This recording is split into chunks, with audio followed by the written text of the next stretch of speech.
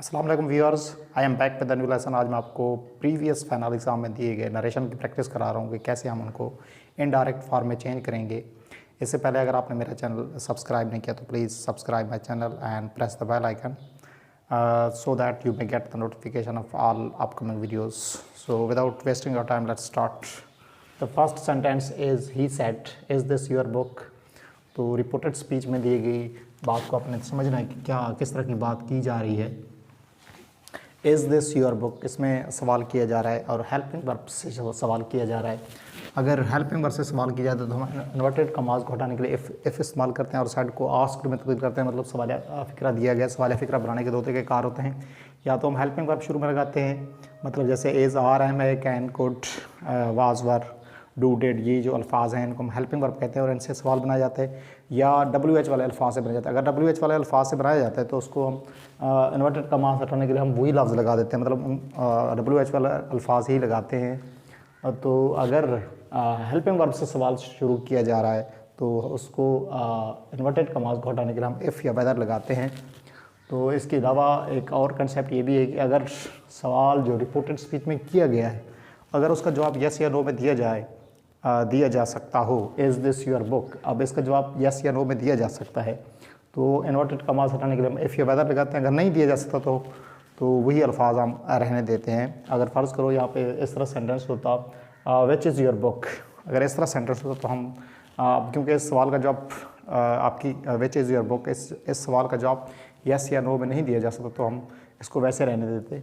अब इसका जवाब दिया जा सकता है यस या नो में, इस तरह भी आप इस कंसेप्ट को जहन में रख सकते हैं। ही आस्क्ड, अब सवाल फ़िक्रे में सेड को हम आस्क्ड में तब्दील करते हैं, ही आस्क्ड।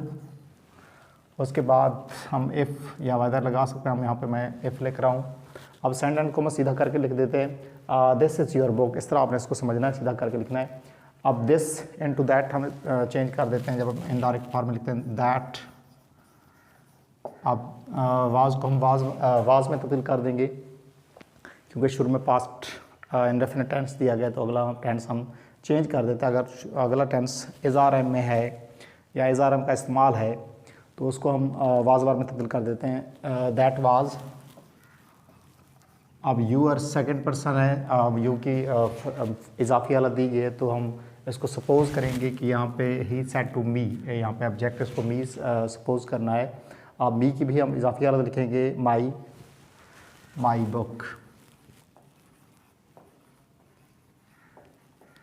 अब फुल स्टॉप लगा देते हैं हम क्वेश्चन मार्क हटा के। अगला सेंटेंस है he said to him I don't recognise you.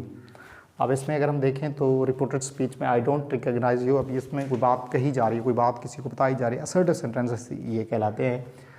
तो असर्टिव सेंटेंस को चेंज करने का तरीका कार ये है कि सेड को हम टोल्ड में तब्दील करते हैं, लेकिन अगर ऑब्जेक्ट दिया जाता है, अब यहाँ पे ऑब्जेक्ट दिया गया है, वो ऑब्जेक्ट प्रोनाउन की कोई भी हालत हो सकती है, कोई भी प्रोनाउन हो सकता है। अब यहाँ पे नाम भी हो सकता था। अगर यहाँ पे ऑब्जेक्ट ना दिया तो हम साइड को साइड रहने देते। ही टोल्ड हिम, अब हम टोल्ड के साथ ये टू नहीं लगाते। He told him that, assertive sentence में इन्वर्टेड कमाज को हटाने के लिए दैट इस्तेमाल करते हैं, दैट। अब आई फर्स्ट पर्सन को हम रिपोर्टिंग वर्ब के सब्जेक्ट के मतलब चेंज करते हैं, यहाँ पे ही आ जाएगा। अब क्योंकि शुरू में पास्ट इंडेफिनिट टेंस दिया गया तो अगला टेंस हम चेंज करेंगे। अब ये प्रेजेंट इंडेफिनिट टेंस इसको हम पास्ट इंडेफिनिट टेंस बना देंगे। ही डिड नॉट या डिडंट, यहाँ पे हम लिख सकते हैं रिकॉग्नाइज। अब यू सेकंड पर्सन है, उसकी मफूलियत एंड में दिया गया, मफूली हालत है तो हिम भी मफूली हालत में आ जाएगा, फुल स्टॉप हम लगा देंगे। अगला सेंटेंस है she said let us finish our work. अब इसमें अगर हम देखें रिपोर्टेड स्पीच में तो इसमें सजेशन दी जा रही है, राय दी जा रही है। तो लेट वाले सेंटेंस को हम तीन तरीके कार से इस्तेमाल करते हैं, मतलब या तो हम लेट को रिक्वेस्ट के लिए इस्तेमाल करते हैं, जैसे अगर मैं ये कहूँ कि let him please let him come in, तो ये रिक्वेस्ट है। अगर मैं ये कहता हूँ कि लेट हिम कम इन तो ये ऑर्डर है।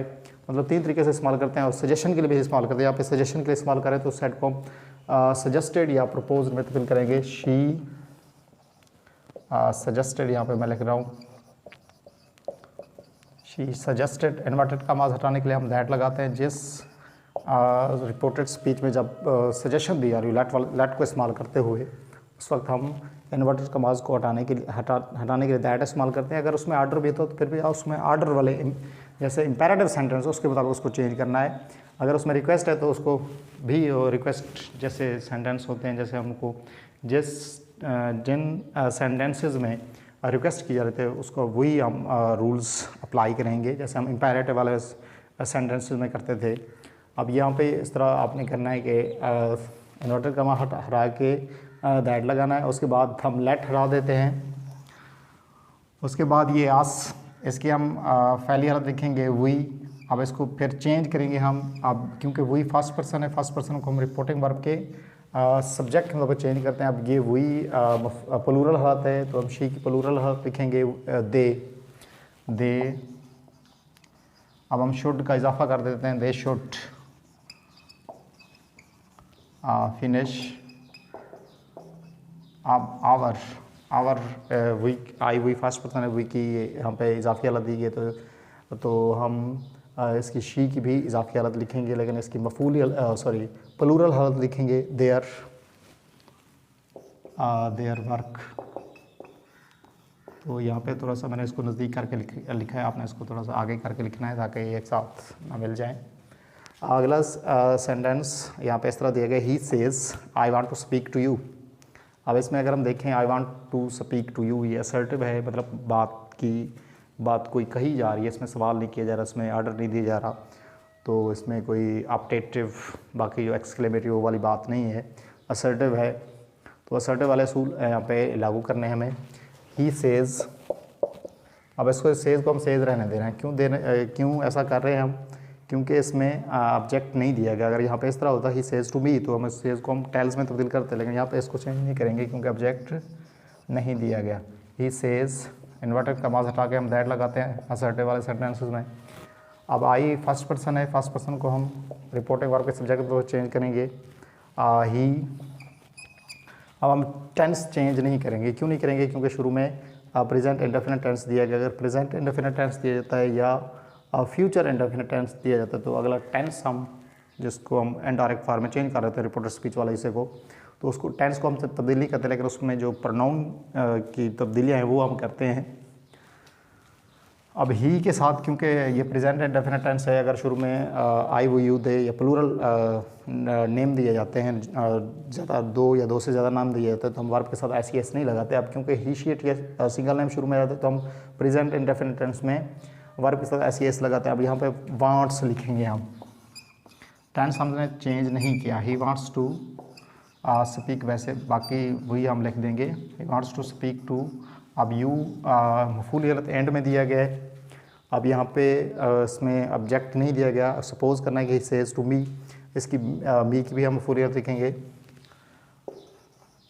फुल स्टॉप हम लगा देंगे। अगला सेंटेंस दिया गया है यहाँ पे जो रिपोर्टेड स्पीच में है, डोंट वेस्ट योर टाइम। यहाँ पे इसको पूरा अगर पढ़ें तो the teacher said to Ali don't waste your time.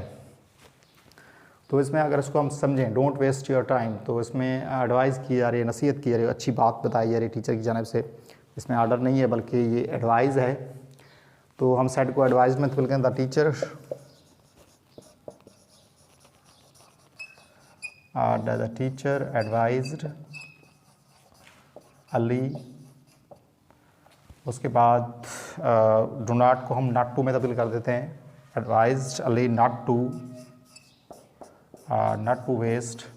इसको दो तरीक़ेकार होते हैं इसको चेंज करने के, इस तरह के सेंटेंस को जिसमें डोंट सेंटेंस का आगाज़ डोंट से होता है, ये इम्पेरेटिव कहलाते हैं। और इनको चेंज करने का दो तरीक़ेकार हैं, या तो हम सेड को एडवाइज्ड में तब्दील करें या फॉरबेड में। जब हम फॉरबेड में तब्दील करते हैं तो फिर हम सिर्फ आगे सिर्फ टू लगाते हैं, मतलब आगे इस तरह हम कहते हैं the teacher forbade Ali to waste, तो उस तरह आगे हम जो तब्दीलियाँ होती हैं वैसे करते हैं। क्योंकि फॉरबेड खुद नॉट की मीनिंग दे रहा होता है, हम नॉट टू दोबारा नहीं लिखते हम नॉट टू वेस्ट। अब यूअर यहाँ पे इजाफी हालत दी गई है तो इसको हम रिपोर्टिंग वर्ब के ऑब्जेक्ट मतलब चेंज करेंगे। अब ये अली ही को ज़ाहिर कर रहा है, इसके हम इजाफी हालत हेज़ लिखेंगे, हेज़ टाइम। तो एट द एंड हम फुल स्टॉप लगा देंगे। तो ये सेंटेंस हैं इनको मैंने चेंज किया, तो आप इनकी मज़ीद प्रैक्टिस करें, because practice makes man perfect. So in the end, I would also request you, if you got a little bit benefit from this video, please share this video and like this also. Thank you so much.